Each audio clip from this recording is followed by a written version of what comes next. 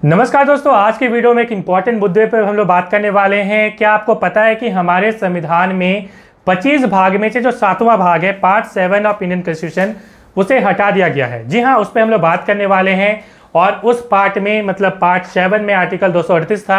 आखिर इसके हटाने के पीछे की कहानी है, उस पर हम लोग बात करेंगे। उसके पहले कुछ चीज़ें मैं आपको बताना चाहूँगा ताकि आप चीज़ों को समझ पाएँ। हमारे संविधान में हम लोग बात करें तो जब हमारे संविधान का फॉर्मेशन हुआ था 1950 में, उस टाइम में हमारे संविधान में टोटल 22 भाग थे।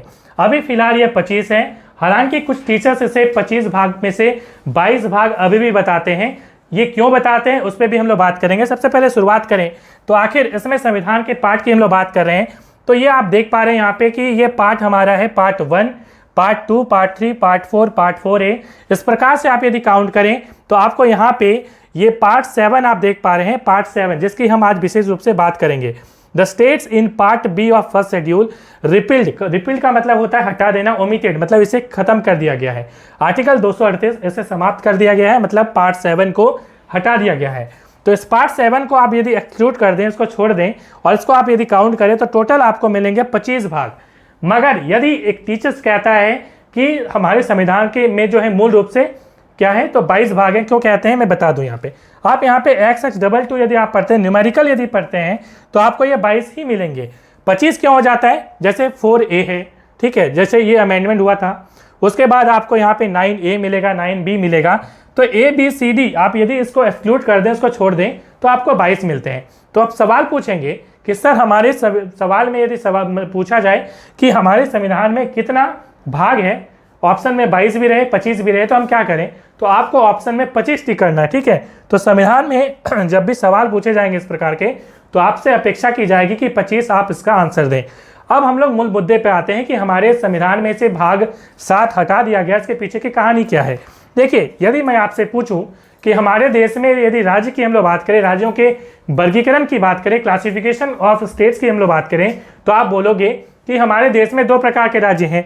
एक तो हमारे देश में 28 राज्य हैं और दूसरे हैं 8 यूनियन टेरिटरी, जिसे हम केंद्र शासित प्रदेश हिंदी में कहते हैं। तो ये हमारी अभी स्थिति है, बट ऐसा नहीं था। पहले जब हमारे देश में संविधान बना था उस टाइम में ऐसी स्थिति नहीं थी। फिलहाल यदि हम स्थिति की बात करें तो हमारे देश में 28 राज्य की ये लिस्ट है और 8 यूनियन टेरिटरीज की ये लिस्ट है।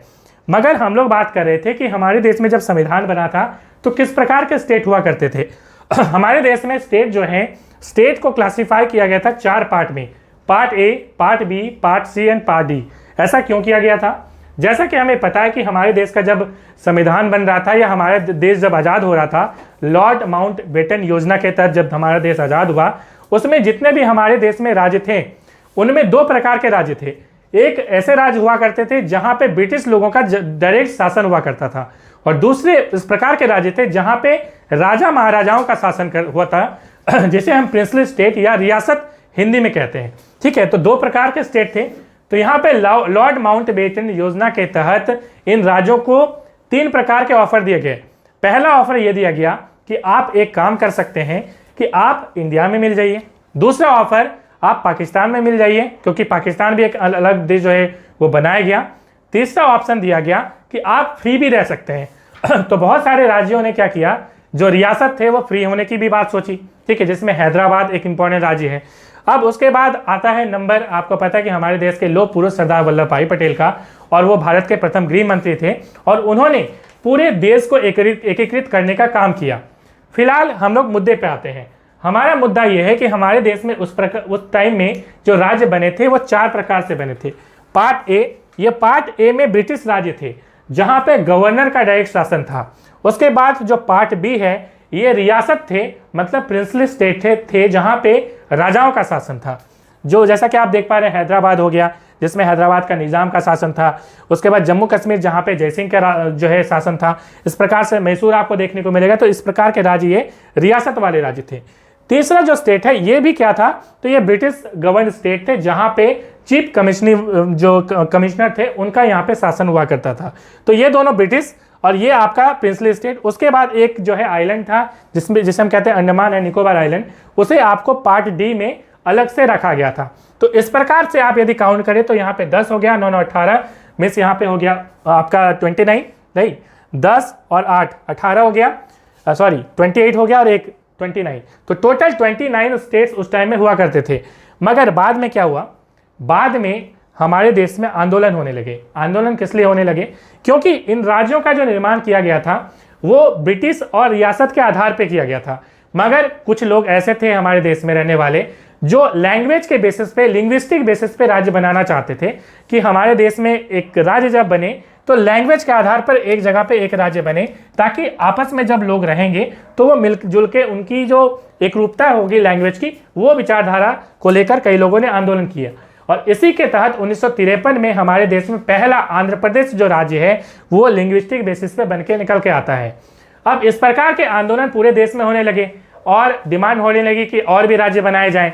इसको ध्यान में रखते हुए कई सारी कमेटी, जैसे जेबीपी हम कमेटी की बात करते हैं, धर कमेटी की बात करते हैं, इस प्रकार के कमेटी की जो है निर्माण होने लगा। उसके बाद एक इंपॉर्टेंट कमेटी का निर्माण होता है 1953 में दिसंबर में ही। जैसा कि मैंने बोला कि आंध्र प्रदेश का निर्माण 1953 में ही हुआ था, ठीक है। उसी वर्ष दिसंबर 1953 में एक इंपॉर्टेंट कमेटी, फजल अली जो कमेटी है उसका निर्माण होता है। 3 इसमें सदस्य होते हैं और इनको काम सौंपा जाता है, काम करिए, आप सर्वे करिए और आप बताइए कि हमें क्या करना चाहिए, इंडियन गवर्नमेंट ने कहा। इसके बाद ये अपना रिपोर्ट जो है सौंपती है भारत सरकार को, जिसमें इस रिपोर्ट में वो कहती है कि हमारे देश में लैंग्वेज के बेस पे कोई राज्य नहीं बनने चाहिए। पहली यहाँ पे रिपोर्ट। दूसरी यहाँ पे रिपोर्ट में उन्होंने कहा कि हमारे देश में आपने जो ये 4 पार्ट डिवाइड करके रखा हुआ है इसको हटाइए, इसको आप हटा के 2 प्रकार के राज्य बनाइए। 2 प्रकार के राज्य का मतलब है कैसा बनाइए, तो आप एक तो स्टेट बना दीजिए और दूसरा यूनियन टेरिटरीज मतलब केंद्र शासित प्रदेश, जहां पे केंद्र का डायरेक्ट शासन होगा, ऐसे राज्यों का निर्माण कर दीजिए, ठीक है। और ये जो है यहाँ पे राज्यों का शासन, यहाँ पे राज्य के मुख्यमंत्री होंगे। इस प्रकार से आप डिवाइड करिए। अब यहाँ पे जो इस फजल अली कमीशन की हम लोग बात कर रहे हैं, उनकी जो रिकमेंडेशन थी उसमें थी कि 16 राज्य बनाए जाएं और 3 इधर राज्य आपके केंद्र शासित प्रदेश में बनाने चाहिए, ऐसा उनका रिकमेंडेशन था। बट पूरी रिकमेंडेशन को भारत सरकार ने नहीं माना, मगर मैक्सिमम जो रिकमेंडेशन थी उनको मान लिया गया और उसमें से 14 राज्य बनाए गए और इसमें 6 केंद्र शासित प्रदेश बनाए गए, यूनियन टेरिटरीज बनाए गए। तो ये थी इसकी कहानी। मगर इसके पीछे की कहानी को समझने के पहले हमें यह समझना पड़ेगा आखिर इसका जो निर्माण किया गया यह कैसे किया।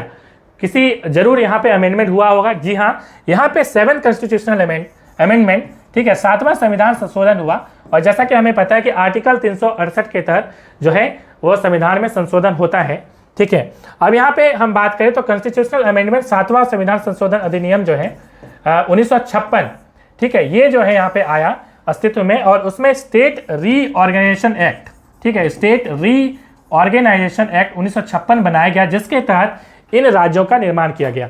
और इसके तहत जो है जैसा कि हमने बोला कि भारत का संविधान का भाग 7 है जिसमें आर्टिकल 238 था, उसको हटा दिया गया, ठीक है। अब ये जैसा कि मैंने बोला कि भाई संविधान का भाग 7, इसमें क्या लिखा गया था, the states in part B of first schedule, ठीक है। हमारे देश में हमारा जो शेड्यूल 1 है उसमें स्टेट्स एंड यूनियन टेरिटरीज मतलब हमारे देश में कौन से राज्य होंगे, जैसा कि हम यहाँ पे राज्यों की बात कर रहे थे, तो कौन से राज्य होंगे और कौन से केंद्र शासित प्रदेश होंगे, उसकी व्याख्या शेड्यूल 1 में दी गई है। और उसका पार्ट बी, मैं यदि पार्ट बी की बात करूं तो पार्ट बी में ये राज्य हुआ करते थे पहले, जो कि रियासत वाले राज्य थे, जो प्रॉब्लम भी क्रिएट करते थे। क्योंकि देखिए, यदि हम लोग बात करें आर्टिकल 238 जिसकी हम बात कर रहे हैं कि संविधान का भाग 7, उसमें इन राज्यों के बारे में चर्चा की गई थी, ठीक है। अब इन राज्यों को यदि हटाना है और मर्ज करना है, नए राज्यों का निर्माण करना है, तो आपको क्या करना पड़ेगा, इसको हटाना भी पड़ेगा, पहली चीज। दूसरी चीज हम लोग बात करें तो इसमें 238 के तहत क्या होता था कि स्पेशल प्रोविजन दिए जाते थे कि इनमें जो राज्य में शासन होगा कुछ स्पेशल प्रोविजन के तहत होगा। इसलिए आगे जाकर नए राज्यों का निर्माण करने के लिए, और वो भाषाई तौर पे नहीं, एक जो है एक ऐसा राज्य, एक ऐसा देश बनना चाहिए जो बिल्कुल एकीकृत हो। इन चीज़ों को ध्यान में रखते हुए क्या हुआ कि जो हमारा संविधान का भाग 7 है उसे समाप्त कर दिया गया। आई होप आप समझ गए होंगे। मिलेंगे नेक्स्ट वीडियो में। Thanks for watching.